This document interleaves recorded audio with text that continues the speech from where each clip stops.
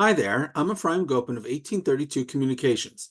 Thank you for watching this episode of the Weekly Send, where I help you and your nonprofit boost your email fundraising and marketing efforts. Today, we're going to look at an email from the DeGood Foundation, and I'd like to introduce you to the DeGood Foundation before we get to the email. What they do: 61% of low-income families in Hampton Roads, Virginia, do not have children's books in their homes. We're on a mission to change that. The DeGood Foundation is the home of Dolly Parton's Imagination Library in Hampton Roads. By providing free, high-quality, age-appropriate books to children each month, we inspire a love of books, reading, and learning that will lay the foundation for literacy and learning for years to come. I love their mission. Easy to understand. It's great. And you can see here they have some numbers of what they're doing, what they've done. 5,100 plus children receiving free books each month. That's amazing.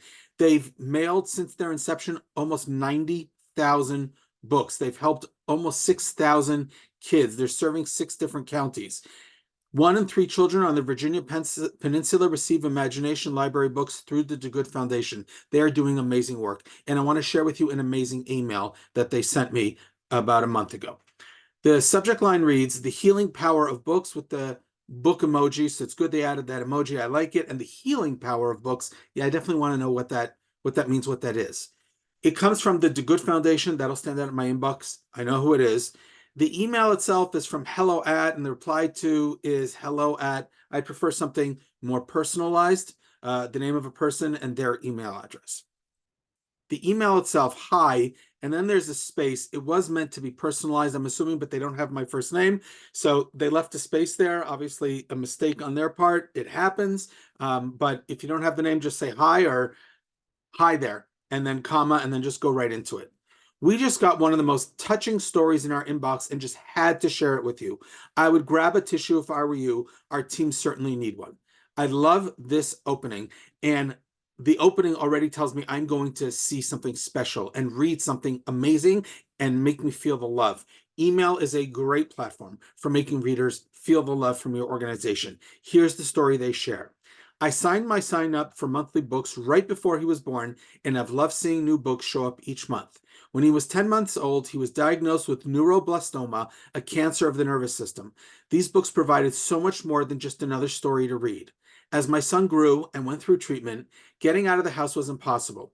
As each month passed and a new book showed up, he would smile with excitement as we cuddled on the couch for an impromptu story time. It has brought us joy throughout his ongoing treatment, and he has a shelf of his own now that continues to grow. We love this program to the moon and back. Thank you." Storytelling sits at the heart of your fundraising and marketing efforts. You want to share stories as often as you can with your supporters, with your email subscribers. Let them know the good that they are doing through supporting your organization. This story, perfect. Love it. It's got all the feels, all the love, says everything you need to know about this wonderful organization. And then at the bottom, they add, and it's people like you that make these stories possible. And there's a space there where my name should be. Thank you with a heart. Memorable gratitude helps boost retention and boost donations. People will give a higher amount when the gratitude is memorable. This email does everything, hits all the right buttons, tells a great story. It's memorable. It has a thanks to you, the supporter, for helping. There is no call to action. A huge fan of that in this specific letter. There is no ask for money. Huge fan of that in this specific email. This email is meant to simply share a story, show the love to you supporters. Look what you're doing through the story of one kid that you're supporting. Everything about this email is great.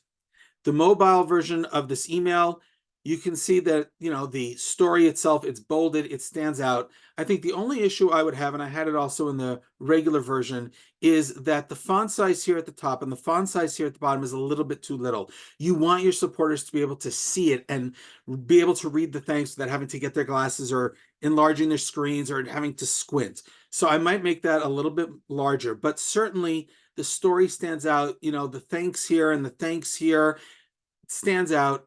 Good mobile version of this email. Takeaways for this week's episode. Number one, make readers feel the love. Email is such a great platform for doing that. It's such a short email. It's quick to read, but it gives me all the feels. And that's exactly what you want.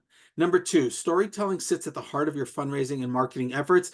Tell stories. You have so many stories that you can share. Share them on every platform, but certainly email is a great platform for sharing your stories. It'll boost your fundraising and marketing efforts. Number three, when the gratitude is memorable, retention goes up, donations go up. Share gratitude. Thank your supporters. Look what you're doing. Make them feel that gratitude, that thanks. Make sure your thanks are warm, heartfelt, genuine, exactly like it was in that email, and you'll see your retention numbers go up and your donations go up. Thank you for watching this episode of the Weekly Send. We'll see you next episode.